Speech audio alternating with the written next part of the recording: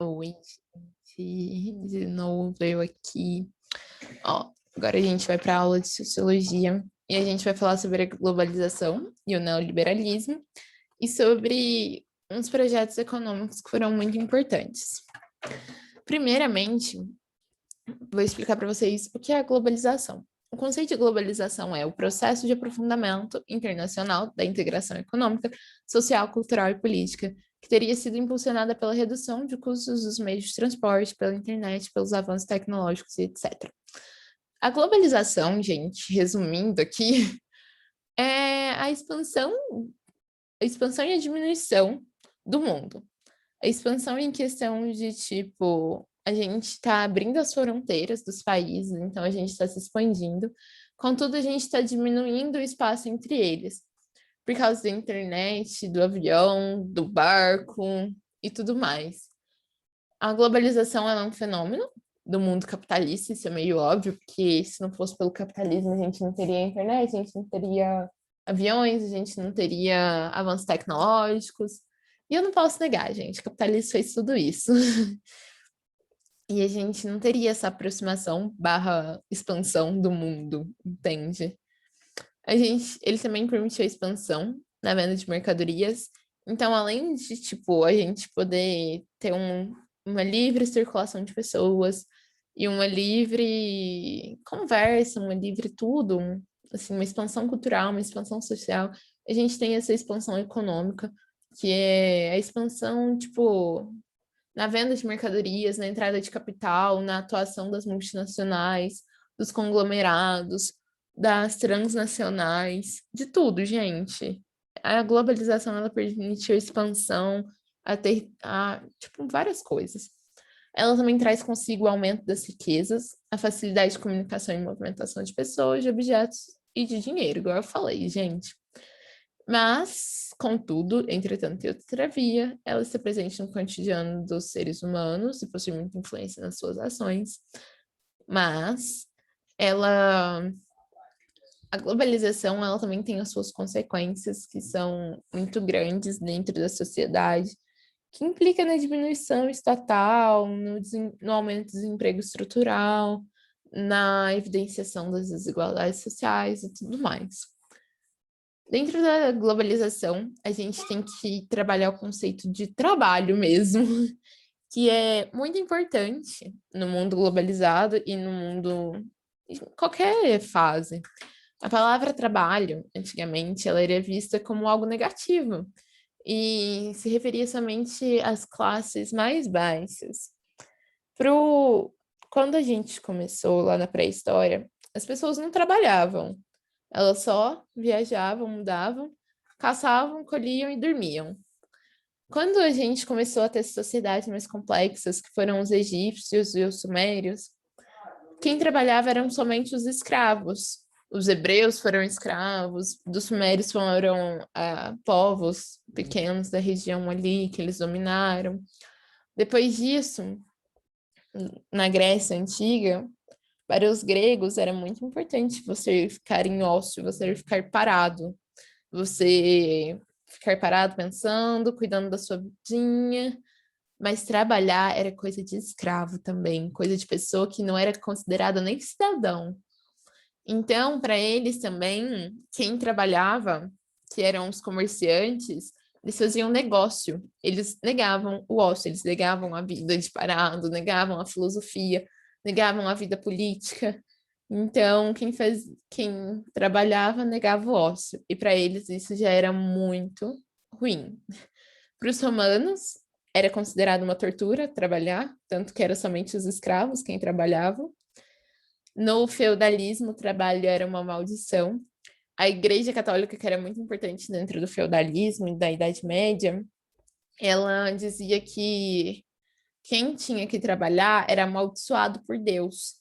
Então, os servos daquela época, né? Os servos, os camponeses, eles eram amaldiçoados por Deus. E aí, a primeira pessoa a dar uma ideia assim boa para trabalho foram os protestantes e Hegel. Os protestantes eles falavam que o homem, através dos frutos do seu trabalho, ia ser abençoado por Deus ou amaldiçoado. Se você trabalhasse e rendesse, você era abençoado por Deus. Se você trabalhasse e não rendesse, você era amaldiçoado por Deus. Era assim para os protestantes. Mas aí Hegel, ele foi o primeiro teórico, o primeiro filósofo a dar uma ideia valorizada de trabalho. Ele falava, mas ele viu o trabalho como uma coisa otimista. Ele falava que a pessoa que trabalha, né, o trabalhador em si, ele estava numa condição melhor do que o seu senhor, porque o seu senhor dependia dele, então o seu senhor se humilhava a ele para pedir o seu trabalho. Aí vem Marx, né, que foi um outro teórico muito importante para essa visão do trabalho, e ele fala, e ele dá valor ao trabalho também, mas ele fala que o trabalho só tem valor quando os frutos do trabalho voltam para a pessoa que trabalhou. Como ele era uma pessoa assim socialista, vamos dizer assim, né? Não, Marx era comunista. Mas antes do comunismo vinha o socialismo, que ele também teorizou. E aí ele falava que o operário era muito explorado e tal, porque tinha mais valia. E vocês já estudaram isso em sociologia também. E nessa mais-valia, o senhor explorava a mão de trabalho, a mão de obra do trabalhador, né? Em cima do produto. Tipo, o produto vale tanto, mas a mão de obra que ele paga é X, é o tanto menos um X muito pequeno. Então, tipo assim, ele tinha o lucro, mas Marx não aceitava isso, ele não via um valor no trabalho assim. Ele acreditava que se o trabalhador trabalhasse, produzisse aquele produto, ele teria que ter tipo, todo o dinheiro que ele ganha em cima do produto, que o senhor ganha em cima do produto. Então, ele falava que o trabalho só se valorizaria assim, quando tudo voltasse para o trabalhador que fez aquilo lá. O trabalho e a geração de riquezas e desigualdades. Dentro da sociedade capitalista, a gente tem o valor do trabalho, como eu falei, só que eu também falei que tinha geração de riquezas e desigualdades. A gente tem 3 modelos que foram muito importantes dentro do capitalismo, que foi o Fordismo, que acreditava que tempo é dinheiro, então você tinha que produzir o máximo em pouco tempo, ter um grande estoque para você ter uma grande riqueza. Mas não foi muito bom, não. Aí a gente tem Taylor, que desenvolveu o Taylorismo, que buscava a divisão não só dos trabalhadores, mas da administração, a fim de haver uma especialização do trabalho, do trabalhador, né? Então, o Taylorismo e o Fordismo foram muito, assim, muito coleguinhas, porque eles acreditavam que quanto maior a divisão do trabalho, mais o empregado ele se especializava naquilo, então mais rápido seria a produção, porque ele ficaria focado só naquilo que ele tem que fazer, e aí teria mais tempo, mais dinheiro, mais tudo. Aí, em contrapartida ao Fordismo e ao Taylorismo, a gente tem o Toyotismo, que ele tentou incorporar o conhecimento prático dos trabalhadores, ao introduzir a divisão da produção entre a empresa principal e as terceirizadas. O toyotismo ele acreditava na terceirização de alguns trabalhos, como é muito comum hoje em hospital, eles terceirizarem a limpeza do hospital, eles terceirizarem alguns médicos também, é muito comum. Então, é tipo isso para eles. Também houve o controle de estoques, isso foi muito importante, gente. O Fordismo, ele está muito ligado com uma crise. E aí, que foi a crise do, tipo, que teve nos Estados Unidos, e, tipo assim, que tinha uma grande produção, tinha um grande estoque, ó, tinha grande produção e grande estoque, e, tipo assim, todo mundo já tinha tudo aquilo que eles estavam vendendo. Então, tipo assim, não tinha para que vender o outro, entendeu? Então, o toyotismo, ele teve esse pensamento de controlar os estoques, de controlar a produção também, e, tipo, de ter uma carga de horário mais flexibilizada, uma mão de obra um pouco mais assim, mais flexibilizada também, que o trabalhador ele não precisa ter aquela máxima divisão do trabalho, entendeu? E ele também focava no trabalho em equipe. Com o advento dessa modernização, os setores empresarial, onde a maior automação e dispensa da mão de obra assalariada tem gerado um aumento no desemprego. Gente, vou falar aqui para vocês resumidamente essa parte.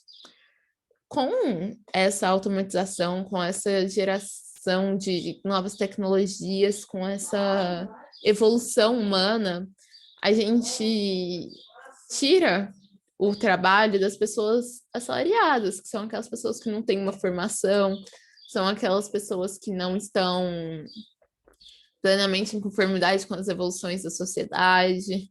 Então, tipo assim, uma pessoa que não tem, tipo, ensino médio, vamos dizer assim, e ela tá trabalhando ali de empregada doméstica. Aí eu vou lá e compro aqueles robô aspirador, compro um robô de limpeza de casa. Eu tirei o trabalho dela. E é isso que chama de desemprego estrutural, que é quando a pessoa não está especializada, não está se desenvolvendo junto com a sociedade, e ela perde o emprego para uma pessoa que está mais desenvolvida com a sociedade ou por uma máquina, por alguma coisa assim.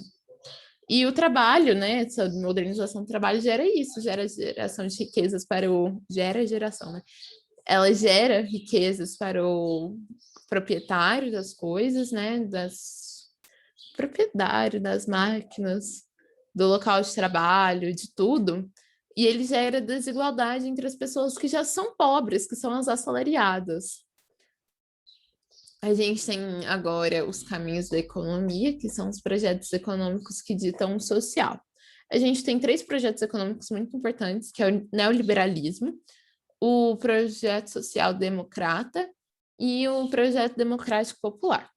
O neoliberalismo é o que a gente vive hoje no Brasil, e ele pode ser entendido como um conjunto das ideias capitalistas que prega a mínima intervenção do Estado na economia, a máxima liberdade econômica para os grupos aí da economia, uma bolsa financeira muito elevada, essas coisas. Então ele prega a abertura econômica, o fim das restrições à entrada do capital externo em um país, abertura para as transnacionais, abertura para o capital externo entrar dentro do país, um ajuste fiscal, que significa a redução dos impostos.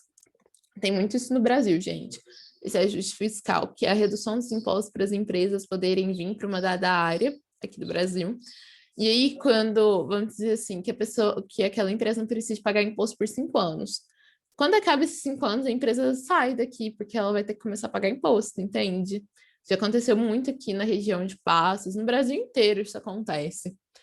Ou quando tem esse ajuste fiscal também, quando é só uma redução do imposto, que eles pagam bem menos, também atrai várias multinacionais e essas coisas.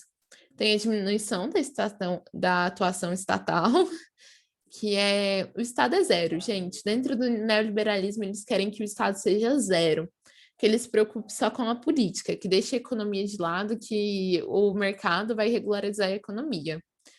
É muito parecido com o liberalismo, mas ele tem pequenas diferenciações, que é um pouco de controle e, tipo, a acentuação da diminuição estatal total. Tem as privatizações, igual eu falei, a gente está vivendo muito isso no Brasil, né? O liberalismo é o projeto econômico do Brasil, e a gente teve muitas privatizações até alguns anos atrás, ou nesse ano mesmo ainda teve algum, esse não, né? Nos anos passados. Tivemos várias privatizações, como eles queriam privatizar a Petrobras, a Vale, Furnas também parece que eles queriam privatizar. Então, é tipo assim, eu acho até que privatizou, né? Mas eu não sei. Então, é tipo isso, gente. Eles também acreditam fortemente na reforma previdenciária, igual a gente teve aqui no Brasil, que subiu de 65 anos para 70. Eles acreditam na fiscalização dos gastos públicos. Isso, eles falam que não querem que o Estado entre na economia, mas a economia pode entrar dentro do Estado, dentro das relações estatais, que são os gastos públicos com o social. Eles não querem que, tipo assim, o Estado gaste muito com as questões sociais, como educação e saúde. Eles querem que, tipo, o social se foda, a economia que seja boa. É tipo os Estados Unidos, gente. Lá eles não têm plano de saúde, igual o SUS. Lá eles não têm como eu posso dizer? Lá eles não têm, tipo, uma educação de escola pública muito forte. Lá eles estão um pouco se fudendo para as pessoas, e é isso aí. Eles querem que a economia seja forte, e lá a economia é muito boa. Aqui no Brasil já não deu muito certo. Aqui a gente tem o SUS, a gente tem uma parte social, mas não é uma parte social muito bem trabalhada, e A gente tem economia fodida, então aqui tá dando tudo errado. Mas vamos lá, gente. Eu confio que o Brasil pode melhorar um pouco. As expectativas desse projeto é a estabilização e crescimento econômico, que geraria mais empregos, logo mais consumo, logo mais produção e logo mais a estabilidade social. As consequências desse projeto é o esvaziamento do papel do Estado, né? O aumento da marginalidade e da execução social, o aumento da corrupção, do prejuízo ao meio ambiente, o aumento do desemprego estrutural e a desvalorização do trabalhador assalariado. Os exemplos de sociedades neoliberais é o Brasil, os Estados Unidos, o Chile, Peru e a Argentina. Gente, peraí. Daniel, por que você não abriu a porta? Vou na aula. Hein?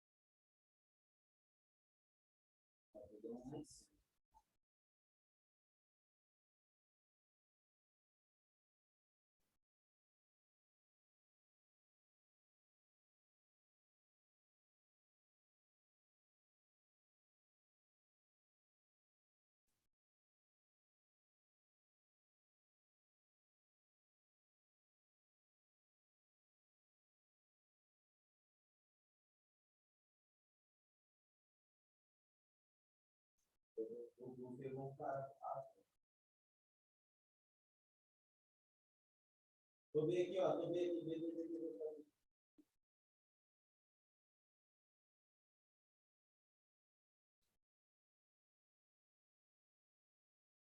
Ela joga água.